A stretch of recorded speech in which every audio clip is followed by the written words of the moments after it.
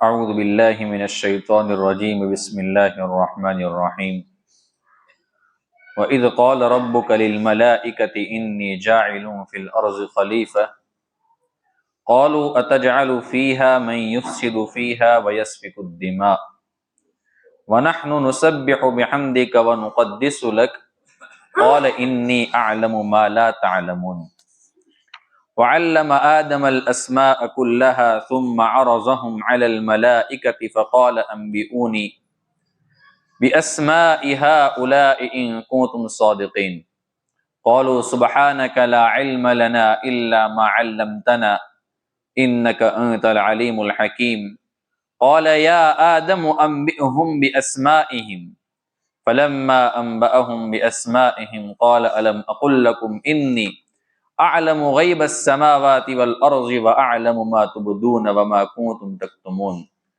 وإذ قلنا للملائكة اسجدوا لآدم فسجدوا إلا إبلیس أبى واستكبر وكان من الكافرين صدق اللہ العظیم۔ سب سے پہلے میں ان آیات کے ترجمے کا خلاصہ آپ کی خدمت میں پیش کر لوں۔ اس وقت کو یاد کرو کہ جب اللہ تبارک و تعالیٰ نے فرشتوں سے یوں فرمایا کہ میں زمین میں ایک خلیفہ بنانے والا ہوں، تو فرشتوں نے یوں فرمایا کہ آپ اس میں ایسی مخلوق کو پیدا کریں گے یا ایسے کو خلیفہ بنائیں گے کہ جو وہاں پر یعنی زمین میں دنیا میں خون خرابہ کریں گے، فساد مچائیں گے، خون خرابہ کریں گے، اور آپ کی حمد بیان تو ہم کرتے ہی ہیں، آپ کی پاکی ہم بیان کرتے ہیں۔ تو اللہ تبارک و تعالیٰ نے فرمایا کہ بے شک میں وہ چیزیں جانتا ہوں جس کو تم نہیں جانتے ہو۔ اس کے بعد اللہ تبارک و تعالیٰ نے فرمایا کہ اللہ تبارک و تعالیٰ نے حضرت آدم علیہ السلام کو سارے نام سکھا دیے، پھر وہی نام ملائکہ کے سامنے پیش کیے اور ملائکہ سے یوں فرمایا کہ تم مجھے بتاؤ ان چیزوں کے نام اگر تم سچے ہو تو فرشتوں نے یوں کہا کہ آپ کی ذات پاک ہے، ہمیں اتنا ہی علم ہے جتنا آپ نے سکھایا ہے، بے شک آپ جاننے والے حکمت والے ہیں۔ میں یہ ترجمہ ہو نہیں کرتا ہوں بلکہ آسان الفاظ میں خلاصہ پیش کر لیتا ہوں۔ پھر اللہ تبارک و تعالیٰ نے حضرت آدم علیہ السلام سے یوں فرمایا کہ آدم آپ ان فرشتوں کو وہ نام بتائیے، اور جب انہوں نے وہ سارے نام بتا دیے تو اللہ تبارک و تعالیٰ نے فرشتوں سے یوں فرمایا کہ کیا میں نے تم کو نہیں کہا تھا کہ بے شک میں آسمان اور زمین کی غیب کی باتوں کو جانتا ہوں، اور وہ چیزیں بھی جانتا ہوں جس کو تم چھپاتے ہو اور جس کو تم ظاہر کرتے ہو، جس کو تم چھپاتے ہو۔ اور اس وقت کو یاد کرو جب ہم نے فرشتوں سے یوں کہا کہ تم آدم علیہ السلام کو سجدہ کرو، تو تمام ملائکہ علیہ السلام نے سجدہ کیا، مگر ابلیس نے سجدہ بھی نہیں کیا اور اس نے انکار بھی کر دیا اور اس نے تکبر کیا اور وہ ہو گیا کافرین میں سے، انکار کرنے والوں میں سے۔ اب یہاں سے اللہ تبارک و تعالی حضرت آدم علیہ السلام کا تذکرہ فرما رہے ہیں۔ یہاں پر کچھ باتیں ایسی ہیں کہ جو تھوڑی سی علمی ہیں، لیکن آپ انشاءاللہ اگر توجہ سے سنیں گے تو وہ باتیں انشاءاللہ آپ کو سمجھ میں آ جائے گی۔ اس سے پہلے والے رکوع میں اللہ تبارک و تعالی نے اپنی قدرت کو ذکر کیا اور اپنی ان نعمتوں کو ذکر کیا جو انسان کو ظاہر میں نظر آتی ہے۔ مثال کے طور پر آسمان سے بارش برسنا، یہ اللہ تبارک و تعالیٰ کی نعمت ہے، اللہ تبارک و تعالیٰ برساتے ہیں، تو اللہ تبارک و تعالیٰ نے اس کا ذکر کیا۔ پھلوں کا اللہ تبارک و تعالیٰ نے ذکر کیا۔ اور کچھ نعمت اللہ تبارک و تعالیٰ کی ایسی ہوتی ہے کہ جو انسان کو نظر نہیں آتی ہے لیکن وہ مانوی نعمتیں ہوتی ہیں، جیسے کسی انسان کے اخلاق کا اچھا ہونا، تو یہ بھی اللہ تبارک و تعالیٰ کی نعمت ہے لیکن وہ نظر نہیں آتی ہے، وہ ایک اندر کی صفت ہوا کرتی ہیں۔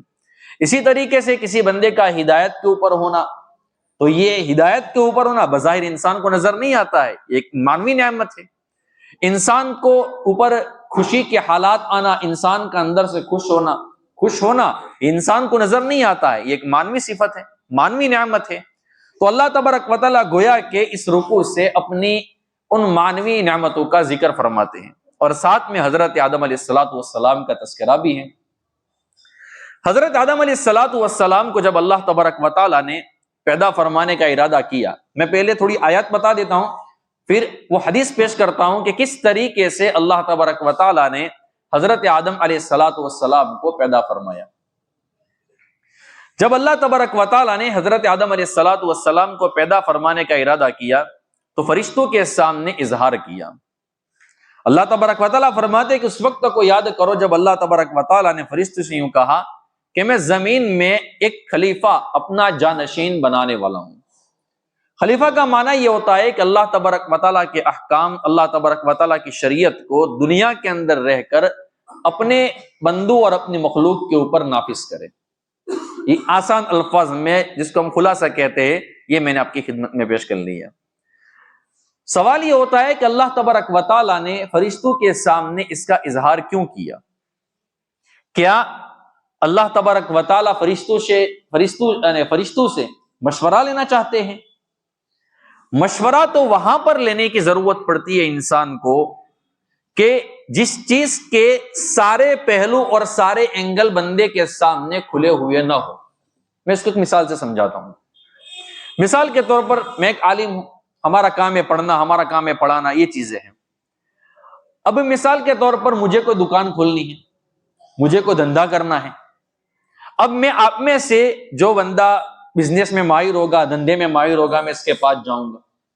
میں اس کو کہوں گا کہ یار مجھے دھندا کرنا ہے تو ذرا مجھے بتاؤ کہ کس طریقے سے کرنا ہے. کوئی بندہ کہے کہ مولانا آپ تو عالم ہیں، آپ کو تو پوچھنے کی کیا ضرورت ہے؟ تو میں کیا جواب دوں گا؟ میں عالم ہوں، میں اپنے لائن میں عالم ہوں نا، اپنے اعتبار سے ہم جانتے ہیں دن کی باتیں، لیکن بزنس میں زیرو ہوں، مجھے کچھ پتا نہیں ہے اس میں کہ دھندا کیسے کیا جاتا ہے، وہاں پر لوگوں کے سامنے کیسے رہا جاتا ہے، کس طریقے سے پیسے وصول کیے جاتے ہیں، کیا کیا جاتا ہے، یہ تو مجھے نہیں پتا ہے. اس میں کیا اونچ نیچ آتی ہے، کیا اتار چڑھاؤ آتے ہیں. تو میں نے مشورہ آپ سے کب کیا؟ کہ جب اس لائن کے اندر یا تو میری مہارت بالکل نہیں تھی یا مہارت تو تھی لیکن ادھوری تھی. اب کیا کوئی بندہ اللہ تبارک و تعالیٰ کے بارے میں یہ گمان کر سکتا ہے کہ میں انسان کو پیدا کرنا چاہتا ہوں تو فرشتوں بتاؤ کیا میں کروں یا نہ کروں؟ یہ چیز اللہ تبارک و تعالیٰ کے یہاں پر نہیں ہے. کیوں؟ اس لیے کہ اللہ تبارک و تعالیٰ کا تو علم مکمل ہے.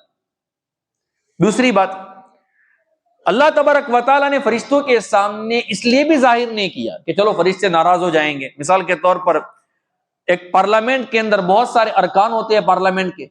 اب اگر سب کے حقوق تو مساوی ہوتے ہیں، اس لیے سب کی رائے لینا ضروری ہے. فیصلہ اپنی رائے کے اوپر ہوتا ہے، اپنی بات کے اوپر ہوتا ہے، لیکن سب کو پوچھنا ضروری ہے. تو اللہ تبارک و تعالیٰ کے یہاں پر یہ بھی نہیں ہے کہ چلو بے کوئی بندہ ناراض ہو جائے گا، خوش ہو جائے گا. اس لیے کہ اللہ تبارک و تعالیٰ جس کام کو کرتے ہیں اس کام کے بارے میں اللہ تبارک و تعالیٰ کو نہیں پوچھا جاتا ہے. اور یہ چیز اللہ تبارک و تعالیٰ نے قرآن کریم میں بیان فرمائی ہے، لا يسأل عما يفعل وهم يسألون. اللہ جو کرتا ہے اس کے بارے میں پوچھا نہیں جاتا ہے کہ آپ نے یہ کام کیوں کیا اور آپ نے ایسا کام کیوں نہیں کیا.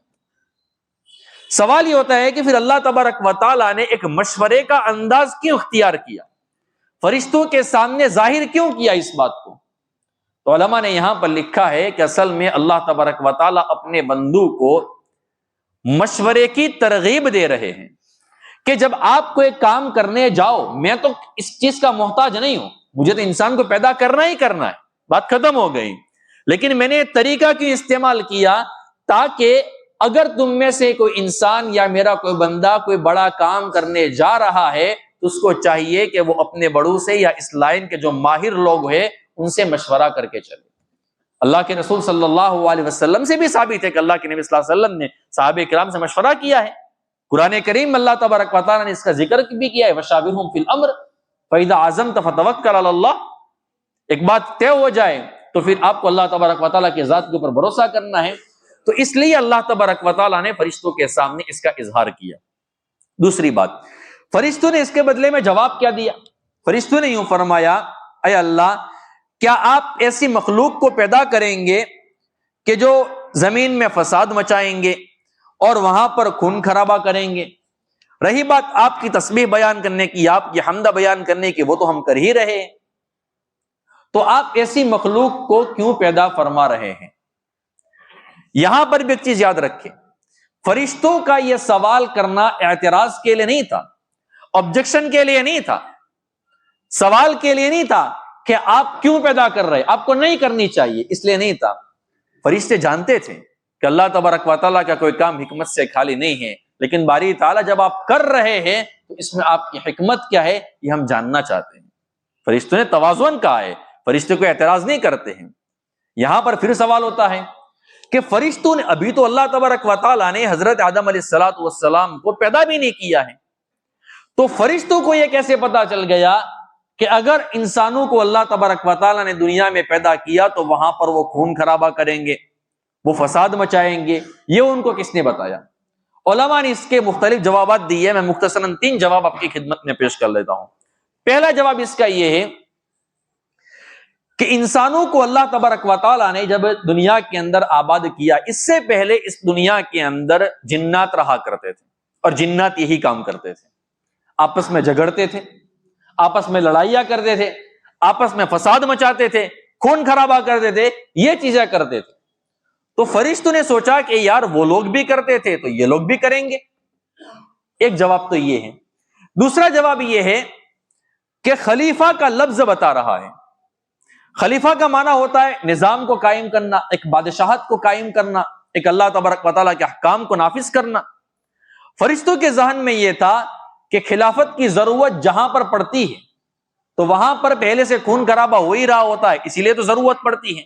تو فرشتوں نے اس لفظ سے سمجھا کہ اگر اللہ تبارک و تعالیٰ وہاں پر انسان کو پیدا کریں گے، وہاں پر حکومت قائم کریں گے، وہاں پر بادشاہت قائم کریں گے، وہاں پر اللہ تبارک و تعالیٰ کا نظام قائم کریں گے، تو ظاہر سی بات ہے کہ وہاں پر لڑائی جھگڑے وغیرہ تو ہوں گے۔ دوسرا جواب یہ ہے۔ تیسرا جواب اس کا یہ ہے کہ فرشتوں نے لوح محفوظ کے اندر پڑھ لیا تھا، فرشتوں نے پڑھ لیا تھا کہ انسان اللہ تبارک و تعالیٰ اس دنیا کے اندر پیدا کریں گے، اور لوح محفوظ میں ساری چیزیں لکھی ہوئی ہے۔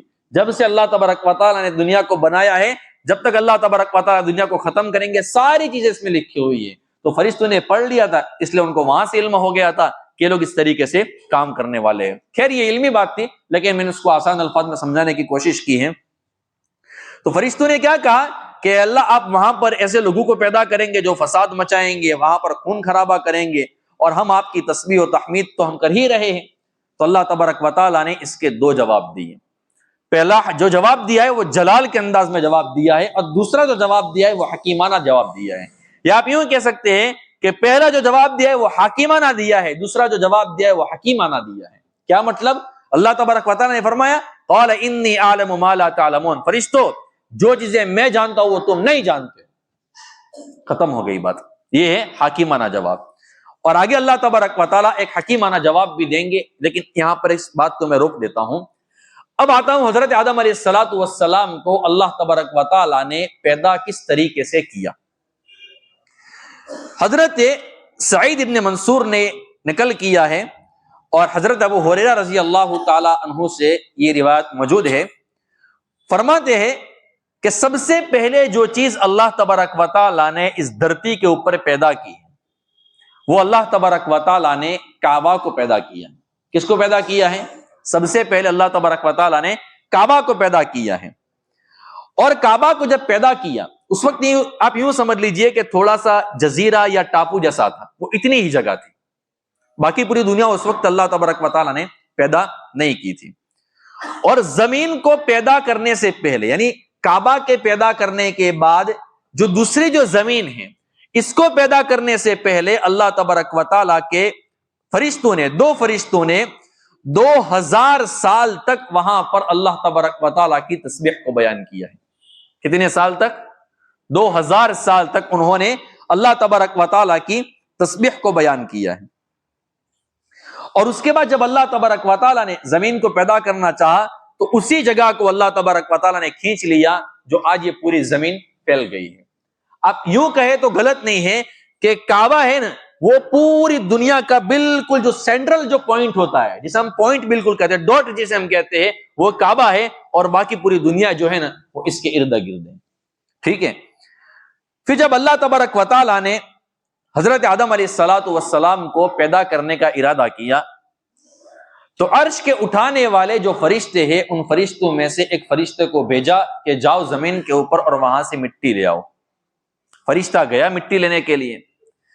فرشتہ جب مٹی لینے کے لیے گیا نا تو زمین نے اللہ تبارک و تعالیٰ کا واسطہ دیا اور کہا کہ دیکھو تم میرے پاس مٹی لینے کے لیے تو آئے ہو، لیکن میں تم کو اللہ تبارک و تعالیٰ کا واسطہ دیتی ہوں، تم میرے میں سے مٹی مت لینا، مجھے ڈر لگتا ہے اس بات کا کہ کہیں اللہ تبارک و تعالیٰ میرے اندر سے کوئی چیز بنائیں گے اور اس کے بعد اس کو جہنم میں جانا پڑے گا، مجھے اللہ تبارک و تعالیٰ کے عذاب سے ڈر لگتا ہے۔ میں حدیث کا خلاصہ بتا رہا ہوں۔ تو جو حامل عرش، جو عرش کے اٹھانے والا جو فرشتہ تھا نا، وہ مٹی لیے بغیر واپس آ گیا۔ اللہ تبارک و تعالیٰ نے اس سے پوچھا کہ جب تو گیا تھا تو واپس کیوں آ گیا؟ فرمایا کہ اللہ، میں آپ کا حکم پورا کرنے کے لیے ہی گیا تھا، لیکن اس نے آپ کا واسطہ مجھے دے دیا، اور جب آپ کے نام کا واسطہ میرے سامنے آیا نا تو پھر مجھے اس کی بات کو رد کرتے ہوئے شرم آ گئی۔ یہاں پر روک ایک جملہ میں کہتا ہوں، آپ نے نام سنا ہوگا حضرت مولانا پیر ذوالفقار صاحب احمد نقشبندی دامت برکاتہم۔ آپ کو شاید یاد بھی ہوگا، تقریباً 2009-10 یا 11 کی بات ہوگی، یا اس سے آگے پیچھے بھی ہو سکتا ہے۔ وہ ہمارے یہاں پر گجرات میں آئے تھے، ترکیشور کے اندر ان کا بیان تھا۔ تو اس وقت ہندوستان کے کسی عالم نے ایک واقعہ سنایا تھا کہ ہم حضرت کے ساتھ راستے میں کہیں پر سفر کر رہے تھے، تو ایک فقیر آیا اور اس نے دروازے کا جو شیشہ آتا ہے وہ کھٹکھٹایا کہ مجھے کچھ دے دو، بھیک مانگی اس نے۔ 2-3 مرتبہ حضرت نے نہیں سنا۔ تیسری مرتبہ اس نے یوں کہا کہ اللہ کا واسطہ دیتا ہوں تو مجھے بھیک دے دو۔ حضرت نے اس کو نکال کر پیسے دے دیے اور وہ چلا گیا۔ پھر حضرت نے یوں فرمایا، اس نے خدا کا واسطہ جب مجھے دیا نا تب مجھے اس بات سے شرم آئی کہ میں اس کو خالی ہاتھ بھیج دوں۔ یعنی اللہ تبارک و تعالیٰ کے نام کا احترام اتنا ہونا چاہیے، کوئی بندہ ہمارے سامنے آ کر اللہ کا واسطہ دے کر اگر کوئی چیز مانگتا ہے نا تو پھر اس کو خالی ہاتھ نہ چھوڑے۔ تو فرشتہ بھی آ گیا، اللہ نے دوسرے کو بھیجا، تیسرے کو بھیجا، چوتھے کو بھیجا، سب کو یہی جواب ملا۔ آخر میں اللہ تبارک و تعالیٰ نے ملک الموت کو بھیجا کہ تم جاؤ اور مٹی لے کر آؤ زمین میں سے۔ چنانچہ ملک الموت آئے تو ملک الموت کو بھی زمین نے یہی کہا کہ میں تم کو اللہ کا واسطہ دیتی ہوں، میرے میں سے مت لینا، مجھے ڈر لگتا ہے اس بات کا کہ کہیں اللہ تبارک و تعالیٰ اس میں سے کوئی مخلوق پیدا کرے یا کوئی چیز پیدا کرے اس کو جہنم میں ڈال دے، مجھے اللہ تبارک و تعالیٰ کے عذاب سے ڈر لگتا ہے۔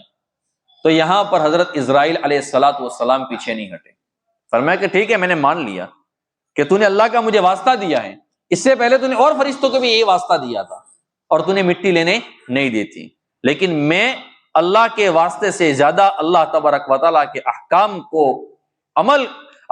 اوپر عمل کرنے کا پابند ہوں کہ میرے اللہ نے مجھے حکم دیا ہے کہ جاؤ مٹی لے کر آؤ، اب میں لیے بغیر یہاں سے نہیں جاؤں گا۔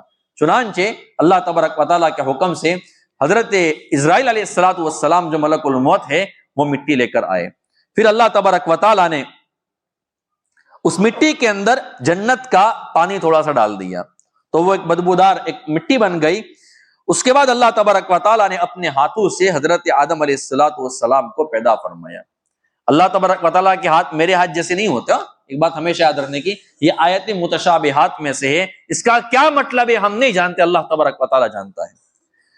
اللہ تبارک و تعالیٰ نے پیدا کیا، پھر اللہ تبارک و تعالیٰ نے جب حضرت آدم علیہ السلام کے ڈھانچے کو پیدا کر لیا، آپ یوں سمجھ لیں کہ پتلے کو پیدا کر لیا، پھر آپ کی پیٹھ کے اوپر ہاتھ پھیرا، پھر اللہ تبارک و تعالیٰ نے فرمایا تبارک اللہ احسن الخالقین، اللہ تبارک و تعالیٰ کی ذات بڑی بابرکت ہے، اللہ تبارک و تعالیٰ کا نام بڑا بابرکت ہے، اور کیا ہی اللہ تبارک و تعالیٰ بہترین پیدا کرنے والا ہے۔ پھر اللہ تبارک و تعالیٰ نے حضرت آدم علیہ السلام کے اس پتلے کو 40 رات تک ایسے ہی چھوڑے رکھا، اس میں اللہ تبارک و تعالیٰ نے روح نہیں پھونکی۔ 40 رات جب گزر گئی تب اللہ تبارک و تعالیٰ نے اس میں روح پھونکی تو حضرت آدم علیہ السلام کے سر میں سے روح آنا شروع ہو گئی اور سینے تک آ گئی، تو فوراً حضرت آدم علیہ السلام نے کھڑا ہونا چاہا، ابھی نیچے کے حصے میں روح گئی نہیں تھی، سینے تک گئی تھی، اور حضرت آدم علیہ السلام کھڑے ہونا شروع ہو گئے۔ تو حضرت ابو ہریرہ رضی اللہ تعالیٰ عنہ نے قرآن کریم کی آیت تلاوت فرمائی، خلق الانسان من عجل، کہ اللہ تبارک و تعالیٰ نے انسان کو جو پیدا کیا ہے نا وہ جلد باز پیدا کیا ہے، وہ جلدی کر لیتا ہے، جیسا یہاں پر حضرت آدم علیہ السلام نے جلدی کر لی۔ جب حضرت آدم علیہ السلام کے اندر مکمل روح آ گئی تو سب سے پہلے حضرت آدم علیہ السلام نے چھینک ماری، چھینک کھائی۔ الحمد جب جیسے کہتے ہیں نا چھینک کھاتے ہیں تو اللہ تبارک و تعالیٰ نے حضرت آدم علیہ السلام کو یوں فرمایا کہ آدم الحمدللہ کہو. تو چنانچہ حضرت آدم علیہ السلام نے الحمدللہ کہا. تو پھر اللہ تبارک و تعالیٰ نے خود فرمایا یرحمک اللہ یرحمک ربک، اللہ تبارک و تعالیٰ آپ کا رب آپ پر رحم فرمائے. یعنی اللہ تبارک و تعالیٰ نے ایک طریقہ بتایا. پھر اللہ تبارک و تعالیٰ نے پھر آگے ایک چیز اور آتی ہے کہ اللہ تبارک و تعالیٰ نے حضرت آدم علیہ السلام کو بھیجا کہ جاؤ فرشتوں کے پاس، فرشتوں کو سلام کرو. چنانچہ حضرت آدم علیہ السلام نے فرشتوں کو سلام کیا، السلام علیکم ورحمۃ اللہ وبرکاتہ. تو فرشتوں نے کہا وعلیک السلام ورحمۃ اللہ وبرکاتہ.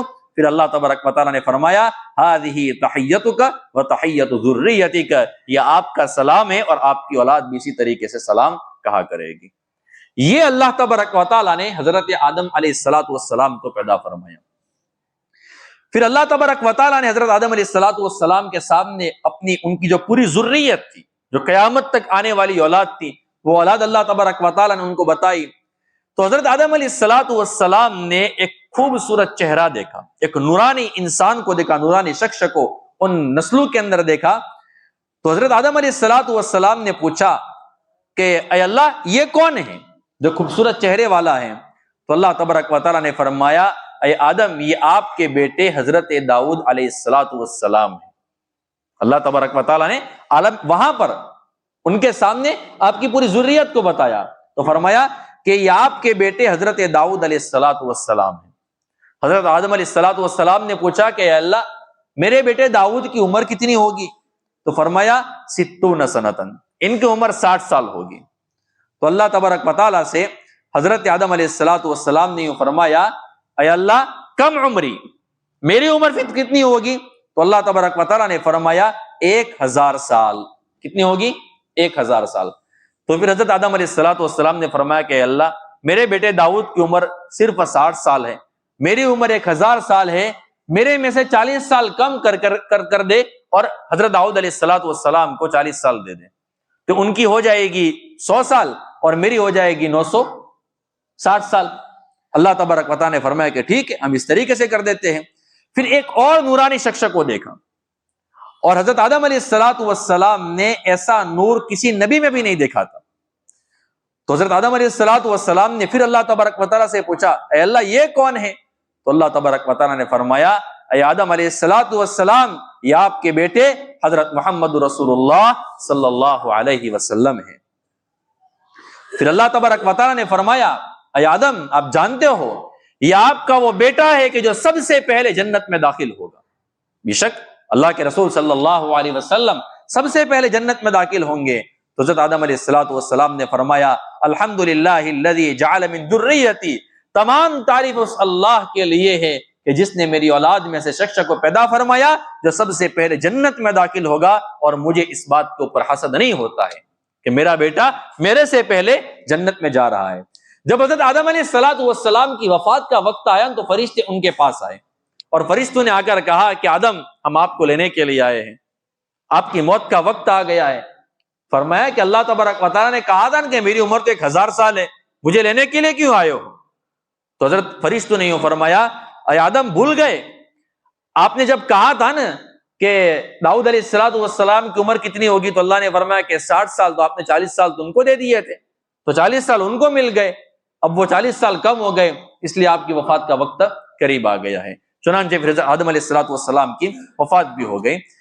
اب اللہ تبارک و تعالیٰ نے جو دوسرا جواب دیا ہے وہ حکیمانہ دیا ہے. فرشتوں کو اللہ تبارک و تعالیٰ نے بتایا کہ میں کیوں حضرت آدم علیہ السلام کو اپنا خلیفہ بنانے جا رہا ہوں، میں نے کیوں انسانوں کو پیدا کیا. اللہ تبارک و تعالیٰ نے اس میں ایک امتحان کی شکل رکھی. اللہ تبارک و تعالیٰ نے حضرت آدم علیہ السلام کو چونکہ دنیا میں آنے والے تھے، ظاہر سی بات ہے کہ دنیا میں چیزوں کی ضرورت پڑے گی، تو ساری چیزوں کے نام بتا دیے. یہ اونٹ ہے، یہ بیل ہے، یہ گھوڑا ہے، یہ اس کو چمچ کہتے، اس کو تھال کہتے، یہ ساری چیزیں حضرت آدم علیہ السلام کو بتا دی.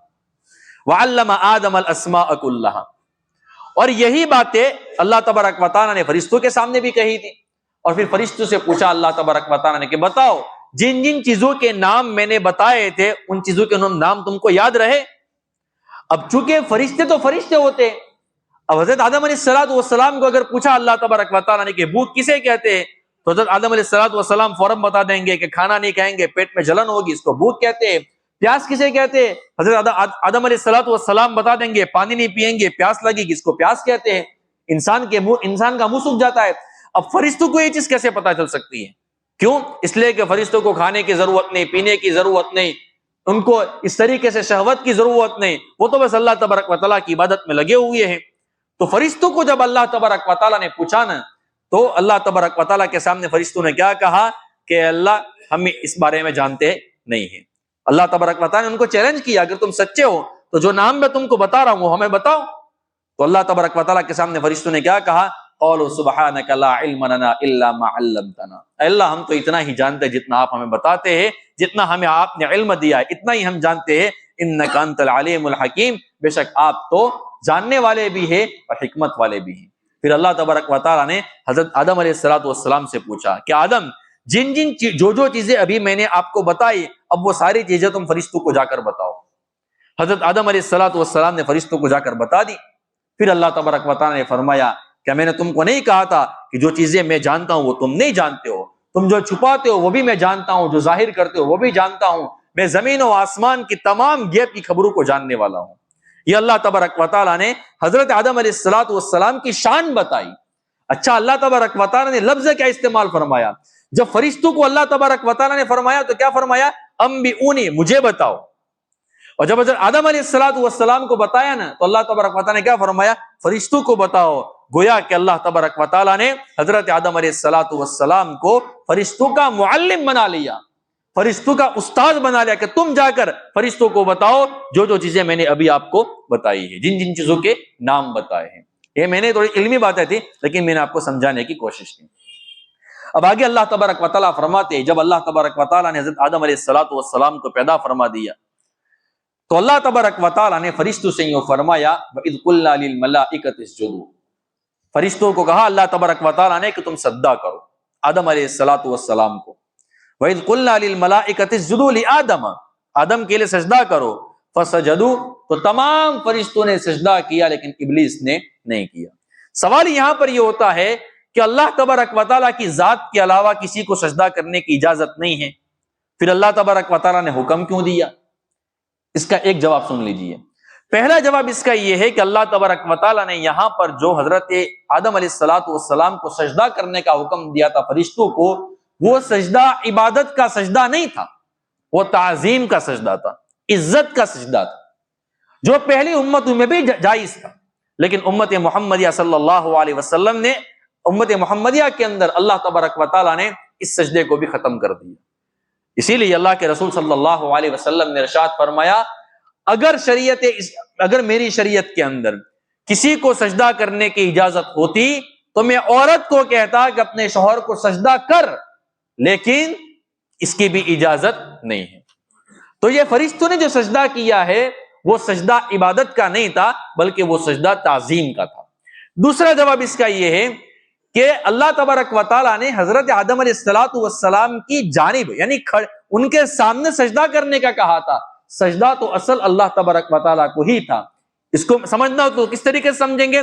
مثال کے طور پر میں اور آپ، اللہ تبارک و تعالیٰ نے آپ میں سے بہت سارے حضرات کو مکے میں بھیجا ہوگا، جب آپ کعبے کے سامنے کھڑے ہوتے ہیں، جب نماز پڑھتے ہیں، جب سجدہ کرتے ہیں، تو کیا آپ کعبے کو سجدہ کرتے ہیں کہ اللہ تبارک و تعالیٰ کو سجدہ کرتے ہیں؟ کس کو سجدہ کرتے ہیں؟ سجدہ اللہ کو ہوتا ہے، سمت اور جانب اللہ تبارک یعنی کعبہ بیت اللہ کی ہوتی ہے۔ اسی طریقے سے یہاں پر فرشتوں نے جو سجدہ کیا ہے وہ سمت حضرت آدم علیہ السلام کی تھی، سجدہ اللہ تبارک و تعالیٰ کی ذات کو تھا۔ دونوں جواب مفسرین نے یہاں پر دیے ہیں۔ جب اللہ تبارک و تعالیٰ نے سجدہ کرنے کا حکم دیا نا تو جو ابلیس تھا اس نے انکار کر لیا۔ اب یہاں پر اللہ تبارک و تعالیٰ نے مختصر بیان کیا ہے، لیکن 8ویں پارے میں اللہ تبارک و تعالیٰ نے اس کو بڑی تفصیل کے ساتھ بیان کیا ہے۔ یہاں پر تو اللہ نے صرف اتنا فرمایا، ابا واستکبر، اس نے انکار کر لیا، اس نے تکبر کیا اور وہ کافرین میں سے ہو گیا، انکار کرنے والوں میں سے ہو گیا۔ لیکن قرآن کریم پارہ نمبر 8 سورۃ الاعراف کے اندر اللہ رب العزت نے بڑی تفصیل کے ساتھ اس کو بیان فرمایا ہے کہ جب اللہ تبارک و تعالیٰ نے حضرت آدم علیہ السلام کو سجدہ کرنے کا حکم دیا، ابلیس نے منع کر لیا، تو پھر اللہ تبارک و تعالیٰ نے اس کو پوچھا، قال ما منعك الا تسجد اذ امرتك، ابلیس ابلیس کا نام آپ کو پتا ہے؟ اس کے دو نام ملتے ہیں. سریانی زبان میں اس کا نام تھا پہلے عزازل اور عربی میں اس کا نام تھا حارث. لیکن جب اللہ تبارک و تعالیٰ نے اس کو مردود کر دیا نا اپنے دربار سے, تو ابلیس کہتے ہیں کہ جو اللہ تبارک و تعالیٰ کی رحمت سے نا امید ہو جائے, اور یہ اللہ تبارک و تعالیٰ کی رحمت سے نا امید ہو گیا ہے. تو اللہ تبارک و تعالیٰ نے فرمایا کہ جب میں نے تجھے سجدہ کرنے کا حکم دیا تھا تو تو نے سجدہ کیوں نہیں کیا؟ حالانکہ اس کو سجدہ کر دینا چاہیے تھا, لیکن اس نے اللہ تبارک و تعالیٰ کے سامنے حجت بازی کی. اس نے کیا کہا؟ قال انا خیر من خلقتنی من نار وخلقتہ من طین. اس نے دلیل دی. اس نے کہا کہ میں کیسے سجدہ کروں اس کو, میں اس سے بہتر ہوں. میں آگے بتاتا ہوں تکبر کے واقعات. میں اس سے بہتر ہوں. پھر اس نے کیا کہا؟ اے اللہ, آپ نے اس کو مٹی سے پیدا کیا ہے, مجھے آگ سے پیدا کیا ہے. آگ کا خاصہ اوپر جانا, مٹی کا خاصہ نیچے جانا. آگ عزت والی چیز ہے, مٹی ذلیل چیز ہے. عزت والی چیز ذلیل چیز کو سجدہ کیسے کر سکتی ہے؟ خلقتنی من نار وخلقتہ من طین. تو اللہ تبارک و تعالیٰ نے فرمایا قال فاہبط منها فما يكون لك ان تتكبر فيها فاخرج انك من الصاغرین. اللہ تبارک و تعالیٰ نے فرمایا اچھا تو بھی یہاں سے نیچے اتر جا, کیونکہ تجھے یہ حق نہیں پہنچتا ہے کہ یہاں پر رہ کر تو تکبر کرے. اب تو یہاں سے نکل جا اور تو ذلیلوں میں سے ہو جا. فاخرج انک من الصاغرین. ابلیس جانتا تھا بھلے ہی میرا رب میرے سے ناراض ہے, لیکن اگر میں نے اس وقت بھی اگر اللہ تبارک و تعالیٰ سے کوئی دعا کی تو اللہ تبارک و تعالیٰ میری دعا کو قبول کریں گے. اللہ تبارک و تعالیٰ میری فرمائش کو رد نہیں کریں گے. تو میں اور آپ کیوں نا امید ہو جاتے ہیں کہ اللہ تبارک و تعالیٰ ہماری سنتا ہی نہیں ہے؟ دیکھو اس نے کیا کہا, اللہ تبارک و تعالیٰ اس کو دھتکار رہے. تو اللہ تبارک و تعالیٰ کے سامنے کیا کہتا ہے؟ قال انظرنی الی یوم یبعثون. اے اللہ تو مجھے قیامت تک کی مہلت دے دے. تو اللہ نے کیا فرمایا؟ قال انک من المنظرین. جا ہم نے تجھے مہلت دے دی. پھر اس نے کیا کہا پتہ ہے؟ اب شرارت کی اس نے کیا کہا؟ قال فبما اغویتنی لاقعدن لهم صراطک المستقیم. اے اللہ تو نے مجھے گمراہ کیا ہے, اس لیے میں بھی قسم کھاتا ہوں کہ ان انسانوں کی گاٹ لگا کر تیرے سیدھے راستے پر میں بیٹھا رہوں گا. یعنی ان کو میں گمراہ کرتا رہوں گا, ان کو بھٹکاتا رہوں گا, ان کو سیدھے راستے سے ہٹاتا رہوں گا, میں چھوڑوں گا نہیں ان کو. تو اللہ تبارک و تعالیٰ نے کیا فرمایا؟ ثم لآتینہم من بین ایدیہم ومن خلفہم وعن ایمانہم وعن شمائلہم ولا تجد اکثرہم شاکرین. شیطان نے پھر کیا کہا کہ پھر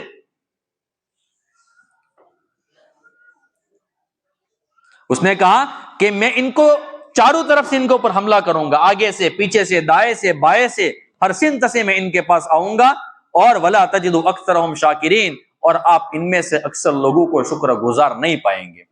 یعنی ان میں سے اکثر وہ ہوں گے کہ جو آپ کی ناشکری کرنے والے لوگ ہوں گے. تو اللہ تبارک و تعالیٰ نے فرمایا قال اخرج منها مذءوما مدحورا لمن تبعك منهم لأملأن جہنم منكم اجمعین. اللہ تبارک و تعالیٰ نے فرمایا کہ نکل جا یہاں سے ذلیل اور مردود ہو کر, ان میں سے جو بھی تیرے پیچھے چلے گا وہ بھی تیرا ساتھی ہوگا, اور میں تم سب سے جہنم کو بھر دوں گا. یہ اللہ تبارک و تعالیٰ نے 8ویں پارے کے اندر بیان فرمایا ہے.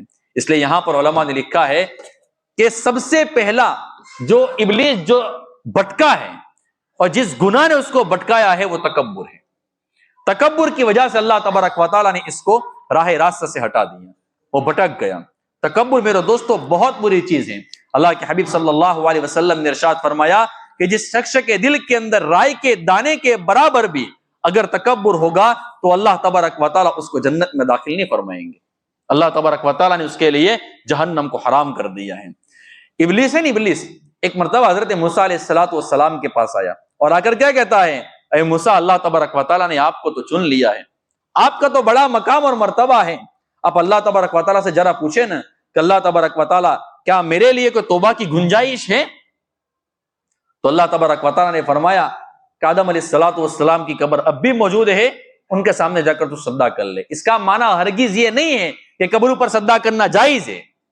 یہ گویا کہ اللہ تبارک و تعالیٰ وہ جو حکم اس نے پورا نہیں کیا تھا وہ حکم دوبارہ اس کو دہرانے کا کہتے ہیں. فرمایا کہ تم آدم علیہ السلام کو دوبارہ ابھی سجدہ کر لو, تیری توبہ قبول ہو جائے گی. اس نے کیا جواب دیا پتا ہے؟ اس نے کہا جب وہ زندہ تھے تب میں نے سجدہ نہیں کیا, تب تو مر گئے, تب میں کیسے سجدہ کروں گا. اس نے کیا کہا؟ جب وہ زندہ تھے تب میں نے سجدہ نہیں کیا ہے, اب تو حضرت آدم علیہ السلام وفات پا چکے ہیں, اب میں کیسے سجدہ کروں گا. اس نے سجدہ کرنے سے انکار کر لیا. تو یہ بہت ساری باتیں حضرت آدم علیہ السلام کے ساتھ اس کی ہوئی. اس نے آخر میں پھر 3 باتیں کہی. اس نے کہا کہ موسیٰ تمہارا میرے اوپر بڑا احسان ہے کہ تم نے میری سفارش اللہ تبارک و تعالیٰ کے سامنے کی، 3 موقعوں پر تم مجھے یاد کر لینا تو میں تم کو نقصان نہیں پہنچاؤں گا۔ اس نے پہلی کیا بات بتائی کہ جب تم کو غصہ آئے نا اس وقت مجھے یاد کر لینا، یعنی یوں سوچنا کہ اس وقت جو مجھے غصہ آ رہا ہے وہ شیطان کی طرف سے آ رہا ہے، اگر تم اس طریقے سے یاد کر لو گے نا تو تم اپنے جو غصہ ہے نا اس کے اوپر تم قابو پا لو گے۔ ایک موقع تو یہ ہے۔ دوسرا موقع کیا ہے کہ جب تمہارا کسی دشمن سے جھگڑا ہو نا، جب لڑائی ہو رہی ہو، جنگ کا میدان ہو، اس وقت تم مجھے یاد کر لینا، اس لیے کہ میری عادت یہ ہے کہ جب جنگ ہو رہی ہو اور اگر مجھے کسی کو واپس بھیجنا ہے، بزدلی اس سے کروانی ہے، تو میں اس کی اولاد کا چہرہ اس کے سامنے کر دیتا ہوں، اس کی بیوی کا چہرہ میں اس کے سامنے کر دیتا ہوں، جس کی وجہ سے وہ بندہ پیچھے ہٹ جاتا ہے۔ تو دوسرا موقع یہ ہے اس وقت مجھے یاد کر لینا۔ اور تیسری بات کہ مجھے کب یاد کرنا کہ جب تم کسی نامحرم عورت کے پاس بیٹھو، ایسی عورت کے پاس بیٹھو کہ جس سے تمہارا نکاح ہو سکتا ہو، جو تمہارے لیے یعنی بعد میں جا کر نکاح کے ذریعے سے حلال بن سکتی ہو، ایسی عورت سے کبھی تنہائی میں مت بیٹھنا، اور اگر بیٹھنے کا اتفاق ہو جائے تو اس وقت تم مجھے یاد کر لینا کہ ہمیں شیطان یہاں پر بھٹکا سکتا ہے، اس لیے کہ میری عادت یہ ہے کہ میں مرد کی باتیں عورتوں تک پہنچاتا ہوں، عورتوں کی باتیں مردوں تک پہنچاتا ہوں، یعنی ایک دوسرے کے خیالات میں ایک دوسرے کے سامنے ملا دیتا ہوں۔ تو ان 3 جگہوں پر مجھے یاد کر لینا، تو ان 3 جگہوں پر میں تم کو نقصان نہیں پہنچاؤں گا۔ تو تکبر کی وجہ سے اللہ تبارک و تعالیٰ نے شیطان کو میرے دوستوں بھٹکا دیا۔ اور علماء نے لکھا ہے، بلکہ یہاں پر روایت میں بھی موجود ہے کہ سب سے پہلا گناہ جو اس دھرتی کے اوپر ہوا ہے، بلکہ کائنات میں کہہ دیجئے سب سے پہلا جو گناہ ہوا ہے نا، وہ گناہ ہوا ہے حسد کا، اور وہ گناہ بھی شیطان نے کیا ہے۔ اس نے سب سے پہلے حضرت آدم علیہ السلام پر حسد کیا، اور تکبر بھی اس نے کیا، اور تکبر انسان کو کہیں سے کہیں پر پہنچا دیتا ہے۔ تکبر جب بندے میں آتا ہے نا تو بندہ سامنے والے شخص کو حقیر سمجھتا ہے، کبھی کسی کافر کو بھی حقیر نہیں سمجھنے کا۔ حضرت مولانا اشرف علی تھانوی رحمۃ اللہ علیہ فرمایا کرتے تھے کہ میں ہر مسلمان کو تو اپنے سے بہتر سمجھتا ہی سمجھتا ہوں، لیکن ہر کافر کو بھی میں اپنے سے بہتر سمجھتا ہوں، اس معنی میں کہ ہو سکتا ہے کہ اللہ تبارک و تعالیٰ مرنے سے پہلے اس کو ایمان دے دے، اور جب میری موت کا وقت آئے تو اللہ تبارک و تعالیٰ میرے ایمان کو ختم کر دے، تو وہ بندہ جنت میں جائے گا، میں سیدھا جہنم میں جاؤں گا۔ اور ایک واقعہ میں اس پر آپ کو سنا دیتا ہوں کہ کسی کو حقیر سمجھنے پر اللہ تبارک و تعالیٰ کی طرف سے کیا عتاب آتا ہے، کیا عذاب آتا ہے۔ آپ نے نام سنا ہوگا ابو عبداللہ اندلسی رحمت اللہ علیہ، بہت بڑے اللہ والے گزرے ہیں۔ آپ نے واقعہ سنا ہوگا، لیکن میں تھوڑا اس کو تفصیل کے ساتھ بیان کرتا ہوں۔ آپ جانتے ہیں ان کے مریدین کون تھے؟ نمبر 1 حضرت جنید بغدادی رحمت اللہ علیہ، نمبر 2 علامہ شبلی رحمت اللہ علیہ، ایسے بڑے بڑے لوگ ان کے مریدین تھے۔ 12,000 سے زیادہ ان کے مریدین تھے، اور پوری دنیا کے اندر ان کا فیض تھا۔ علامہ شبلی فرماتے ہیں کہ ایک مرتبہ ہم لوگ ابو عبداللہ اندلسی وغیرہ سب جا رہے تھے، ایک گاؤں کے اندر ہم پہنچے جو عیسائیوں کا گاؤں تھا، اور وہاں پر کچھ لڑکیاں اپنے جانوروں کو پانی پلانے کے لیے کنویں کے اندر سے پانی نکال رہی تھی۔ ابو عبداللہ اندلسی کی نگاہ ایک لڑکی کے اوپر پڑ گئی۔ جب ان کی نگاہ پڑ گئی، اس سے کچھ بات چیت بھی ہوئی۔ ہم 3 دن اس گاؤں کے اندر رہے، لیکن 3 دن جو کیفیت حضرت ابو عبداللہ اندلسی رحمۃ اللہ علیہ کی جو رہی ہے نا، وہ بیان نہیں کر سکتے ہیں۔ نہ کچھ کھاتے تھے، نہ کچھ پیتے تھے، بس اپنا چہرہ نیچے کیا ہوا ہے اور رو رہے ہیں، چہرہ پورا بدلا ہوا ہے۔ سمجھ میں نہیں آتا ہے، کسی کی ہمت نہیں ہوتی تھی کہ ابو عبداللہ اندلسی کو جا کر کون پوچھے۔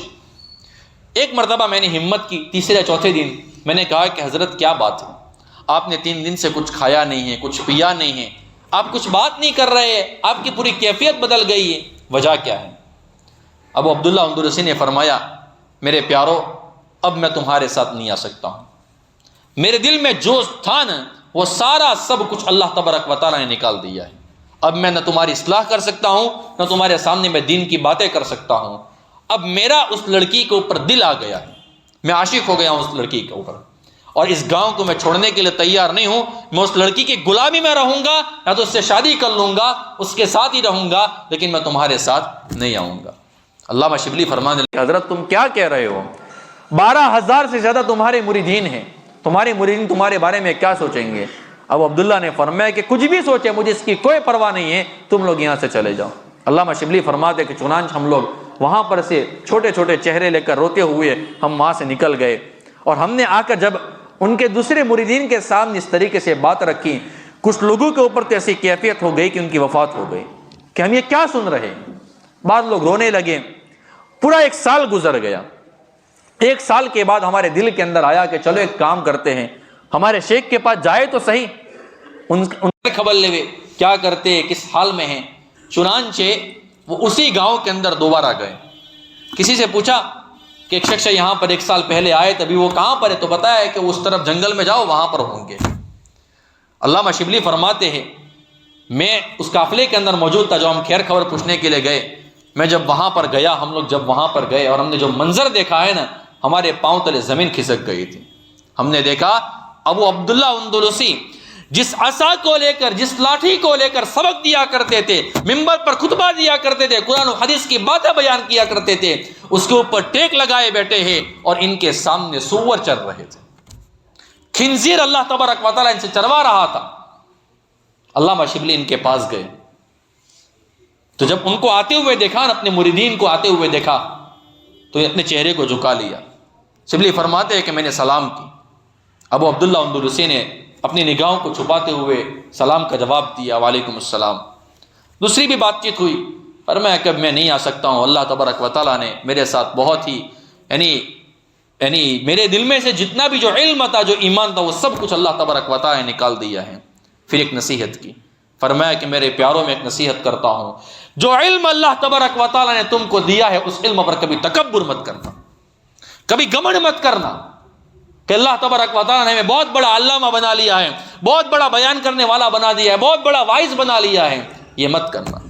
علامہ شبلی فرماتے ہیں کہ جب حضرت نے جملہ کہا نا، خود بھی بہت روئے، ہم بھی روئے، اور تاریخ کی کتابوں میں تو لکھا ہے، تاریخ کی کتابیں ہیں کہ اتنا روئے اتنا روئے اتنا روئے کہ جو خنزیر وہاں پر چل رہے تھے وہ بھی وہاں پر پاس میں آ گئے کہ یہاں پر ہو کیا گیا ہے۔ یہ میں نے آج جو کتاب میں پڑھا، اس کتاب میں جو واقعہ لکھا ہے وہ واقعہ میں آپ کی خدمت میں پیش کر رہا ہوں۔ چنانچہ بہت روئے۔ پھر میں نے ابو عبداللہ اندلسی سے پوچھا، علامہ شبلی فرماتے ہیں کہ میں نے میرے پیر سے پوچھا کہ حضرت بتاؤ، آپ قرآن کریم کے حافظ تھے، قرآن کریم کے ساتوں کی راتوں سے آپ قرآن کریم کو پڑھتے تھے، کیا قرآن کریم کی کوئی آیت اب بھی آپ کو یاد ہے؟ فرمایا کہ میں سارا قرآن بھول چکا ہوں، 2 آیتیں صرف یاد ہیں۔ فرمایا کہ پہلی آیت یہ ہے، وَمَن يُهِنِ اللَّهُ فَمَا لَهُ مِن مُكْرِمٍ، جس کو اللہ تبارک و تعالیٰ ذلیل کر دے اس کو کوئی عزت دینے والا نہیں ہے۔ جو ان پر فیٹ آتی تھی وہ آیت ان کو یاد رہی۔ فرمایا کہ دوسری آیت کون سی یاد ہے؟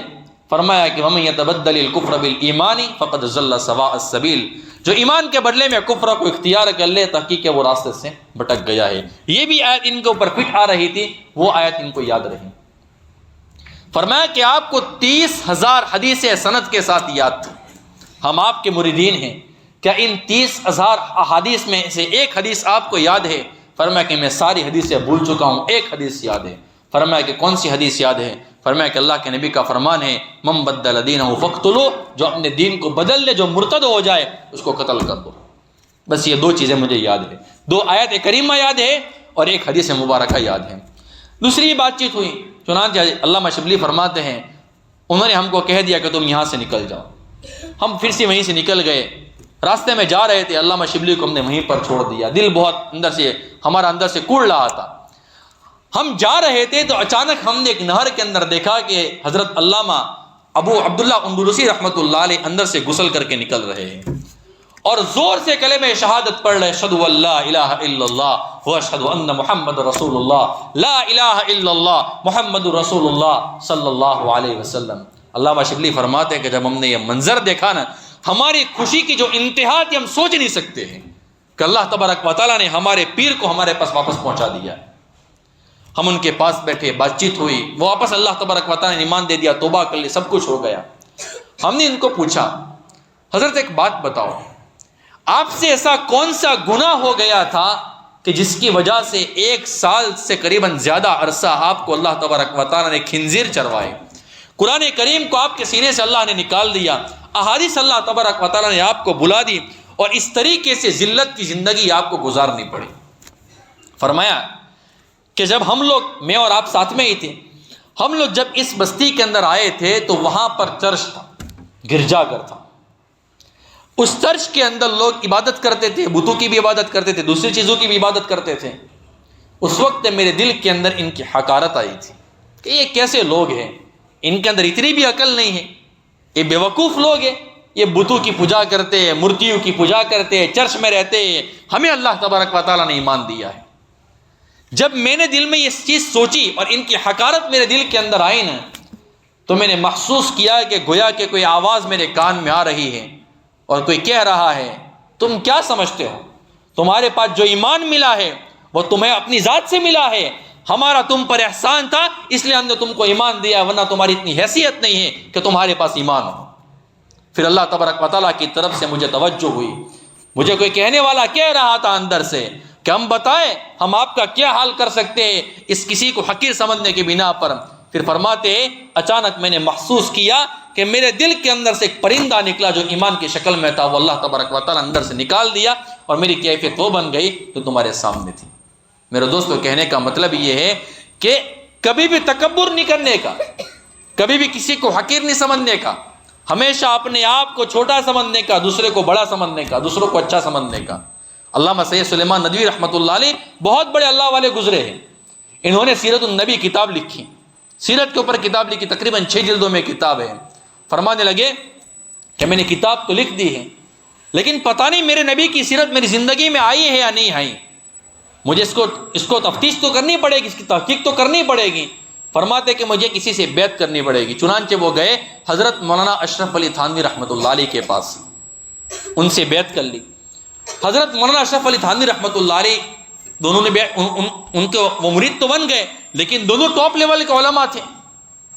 جب وہاں سے وہ نکل رہے تھے نا تو علامہ سید سلیمان ندوی رحمۃ اللہ علیہ نے فرمایا کہ حضرت مجھے کچھ نصیحت فرما دیجیے. مولانا اشرف علی تھانوی رحمۃ اللہ علیہ فرماتے کہ میں گھبرا گیا کہ میں ان کو کیا نصیحت کروں، یہ تو خود بہت بڑے عالم دین ہیں. میں نے اللہ سے کہا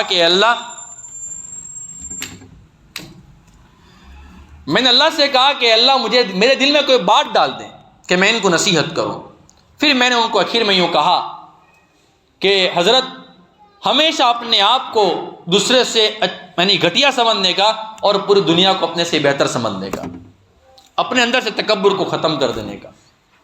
حضرت علامہ سید سلیمان ندوی رحمۃ اللہ علیہ فرماتے ہیں حضرت کے جملے کا میرے اوپر اتنا اثر ہوا کہ کتابوں میں لکھا ہے علامہ سید سلیمان ندوی رحمۃ اللہ علیہ جب مولانا اشرف علی تھانوی رحمۃ اللہ علیہ کی خانقاہ میں جاتے تھے ان کے جو مریدین ہوتے تھے ان کے جوتے سیدھے کرتے تھے، حالانکہ وقت کے بہت بڑے عالم دین تھے. حضرت قاری صدیق صاحب بانوی رحمۃ اللہ علیہ، ان کا ایک واقعہ بہت مشہور ہے، آخر میں ایک واقعہ آپ کی خدمت میں پیش کر لوں اور بات کو ختم کر دوں. قاری صدیق صاحب بانوی رحمۃ اللہ علیہ بہت بڑے اللہ والے گزرے، بہت بڑے اللہ والے گزرے ہیں. ایک مرتبہ ان کے ایک مرید فرماتے ہیں کہ میں رات کو پیشاب کرنے کے لیے اٹھا، خانقاہ ہے، ان کے مریدین ان کے شاگرد ان کی خانقاہ کے اندر آئے ہوئے ہیں. جب میں پیشاب خانے کے اندر گیا نا تو میں دیکھتا ہوں کہ حضرت قاری صدیق صاحب بانوی رحمۃ اللہ علیہ اپنے مریدین کا جو ٹوائلٹ ہے نا اس کو وہ صاف کر رہے تھے، پیشاب خانہ صاف کر رہے تھے. ان کی نظر میرے اوپر پڑ گئی، میرا گریبان پکڑا. فرمایا کہ خدا کی قسم کھا کر کہتا ہوں یہ بات تم کسی کو مت بتانا، یہ میرے اور میرے اللہ کے درمیان راز تھا کہ میں اپنے مریدین کی ٹوائلٹ کو صاف کرتا ہوں. جب میرے دوستوں کو بندہ تواضع اختیار کرتا ہے نا تو پھر اللہ تبارک و تعالیٰ ان بلندیوں تک پہنچا دیتا ہے. ہم سب دعا کرتے اللہ تبارک و تعالیٰ سے کہ اللہ تبارک و تعالیٰ میری آپ کے اور پوری امت کی تکبر سے پوری حفاظت فرمائے. اب آئندہ پیر کو آگے کا واقعہ انشاءاللہ آئے گا کہ حضرت آدم علیہ السلام کو کس طریقے سے اللہ تبارک و تعالیٰ نے جنت سے نکالا، دنیا میں آئے اور دنیا میں کس جگہ پر ان کو اتارا گیا، اور ان کے بیٹے کا کیا واقعہ ہے وہ انشاءاللہ میں آئندہ پیر کو آپ کی خدمت میں پیش کروں گا. اللہ تبارک و تعالیٰ مجھے اور آپ کو کہنے سننے سے زیادہ عمل کرنے کی توفیق عطا فرمائے. سبحان اللہ بحمدہ، سبحانک اللہم و بحمدک، ونشہد ان لا الہ الا انت، نستغفرک ونتوب الیک.